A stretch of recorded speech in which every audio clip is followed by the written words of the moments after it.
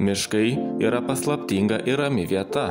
Tačiau, vaikščiodami miške, galime rasti įvairiausių radinių, kurie gali būti keisti ir šiurpus.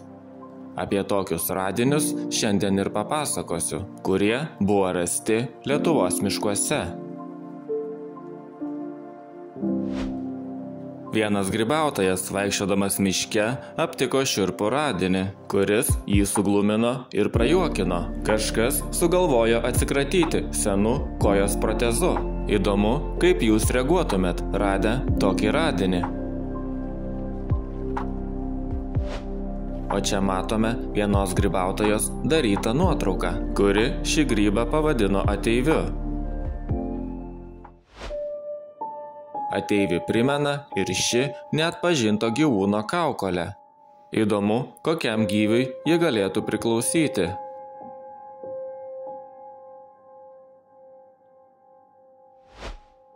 Vaikštant miške ir aptikti negyvo arklio kūno dalis tikrai nėra pats maloniausias vaizdas. Miške klajojęs vyras aptiko netikėtą vaizdą. Laužavietę, o šalia jos ant medžio sukabintus gyvūnų kaulus, o ant kelmo buvo sudėti puodai. Kaip teigia nuotrauką užfiksavęs vyras, radinius rado šalia kadaise buvusios senos sodybos, kuri jo visai sugriuvusi. Tai panašu į kažkokį satanistų ritualą, galbūt buvo vykdomos apeigos aukojimas. Pagrybauti išėję du vyrai, nusekusios pelkės dumble, rado ąžuolines žmonių skulptūras. Pasirodo, jose pavaizduoti Lietuvos partizanų vadai. Vėliau paaiškėjo, kad partizanų galvas čia panardino vienas skulptorius. Aš tiesiog prie savo sodybos tiesiog drožiau partizanų galvas vadų. Tiesiog pagalvojau, kad kadangi reiškės balo yra ruda, geležis, o ąžuolas labai sureaguoja su geležim ir juodėja natūraliai. Tai man pasirodė simboliškai, aš juos sumečiau galvas, galvoju, porą metų palaikysiu, pasižiūrėsiu, kaip tas medis sureaguoja, gal koks nors ir meninis efektas, ta prasme, toks natūralus gausis.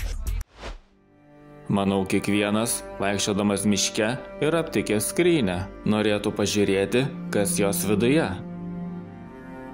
Įdomu, ką norėtumėt rasti, atidarę skrynę. Kaip reaguotumėt miške, aptikę metalinį konteinerį su rusišku užrašu radiacija.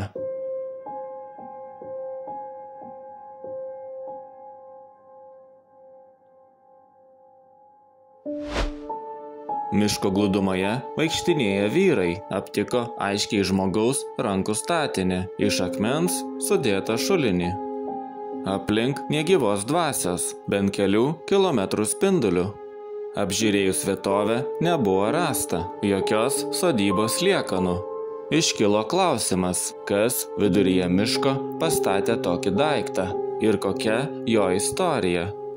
Patikrinus senus žemėlapius, vėliau paaiškėjo, kad kažkada čia stovėjo sodyba.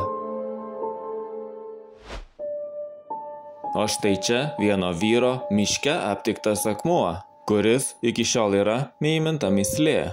Radinys su išraižytais ženklais buvo apaugęs samanomis, užverstas šakomis bei apraizgytas medžių šaknimis. Akmens paviršiuje matyti ratų, spiralės formų raižiniai. Panašu, kad ant akmens senovėje būdavo atliekamos kažkokios religinės apeigos. Vaikštant miško glūdumoje ir aptikti apleistą namą. Tai tarsi iš filmo. Manau, dauguma norėtų įžengti į vidų ir pasižiūrėti, kas yra viduje. Vienas toks namas yra užfiksuotas nuotraukoje. Apleista koplyčia, miške, taip pat gana šiurpi vieta.